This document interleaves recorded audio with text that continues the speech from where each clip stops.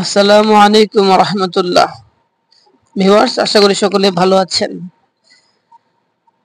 আজ আমি দেখাতে যাচ্ছি রাইট ফর্মস অফ ভার্ব, কিভাবে রাইট ফর্মস অফ ভার্ব করতে হয়, আনসার করতে হয়, সেটা আজকে আমি দেখাবো। চলুন শুরু করা যাক। রাইট ফর্মস অফ ভার্বের বইয়ের মধ্যে 45 থেকে 50টা নিয়ম রয়েছে। আমরা সবগুলাই একটা একটা করে করব। তো আজকে আমরা রোল 1 শুরু করি। এই যে রোল 1 দেখতেছেন, শুরু করছি। এটা কি লেখা আছে? সেন্টেন্সটি যদি প্রেজেন্ট ইনডিফিনিট টেন্স হয়, অর্থাৎ সেন্টেন্সটি মানে বাক্যটি যদি প্রেজেন্ট ইনডিফিনিট টেন্স হয় এবং সাবজেক্টটি থার্ড পারসন সিঙ্গুলার নাম্বার হয়, তবে ভার্ব এর প্রেজেন্ট ফর্মের সাথে এস বাই এস যোগ করতে হবে। অন্য সব ক্ষেত্রে ভার্ব এর বেস ফর্ম হবে।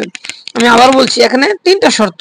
এক হলো বাক্যটা হতে হবে প্রেজেন্ট ইনডিফিনিট টেন্স, সাবজেক্টটা হতে হবে থার্ড পারসন এবং সিঙ্গুলার। এই তিনটা শর্ত হলে তখন আমরা ভার্বের সাথে এস বাই এস বসাবো। তাহলে আমরা দেখি উদাহরণে।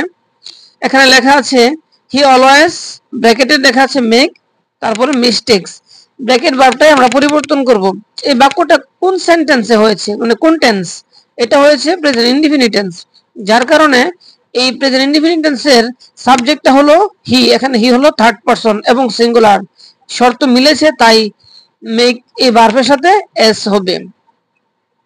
হি অলওয়েজ মেক্স মিস্টেকস।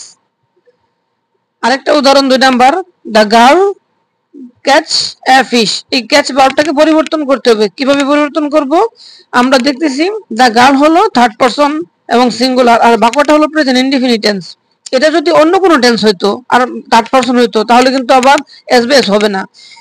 শর্ত হলো সেন্টেন্সটা হতে হবে প্রেজেন্ট ইনডিফিনিট টেন্স আর সাবজেক্টটা হতে হবে থার্ড পারসন এবং সিঙ্গুলার, তখনই ভার্বের সাথে এস বেস হবে। সেই শর্ত মিলেছে, তাই দ্য গার্ল ক্যাচ ভার্বের সাথে ইএস হয়েছে। আর কোন ভার্বের সাথে এস আর কোনটার সাথে ইএস তা নিয়ে আমার আরেকটা ভিডিও রয়েছে, ওটা আপনারা দেখতে পারেন। 3 number, we love our country. এই লাভ ভার্বটাকে পরিবর্তন করব। বাক্যটা হলো প্রেজেন্ট ইনডিফিনিট টেন্স, তাই এখানে সাবজেক্টটা হলো ফার্স্ট পারসন, থার্ড পারসন না, তাই এই শর্তের সাথে মিলে না, তাই ভার্বের পরিবর্তন হবে না।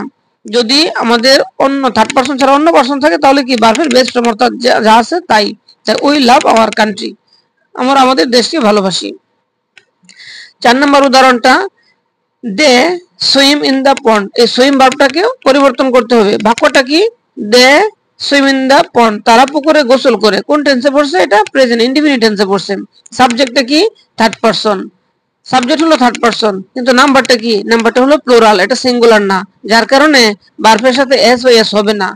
দে এই ভার্বটা কি থাকবে?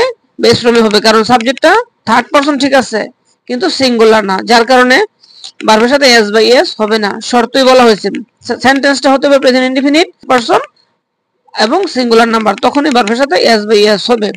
আশা করি সকলেই বুঝতে পেরেছেন। ধন্যবাদ সকলকে। আসসালামু আলাইকুম ওয়া রাহমাতুল্লাহি ওয়া বারাকাতুহু।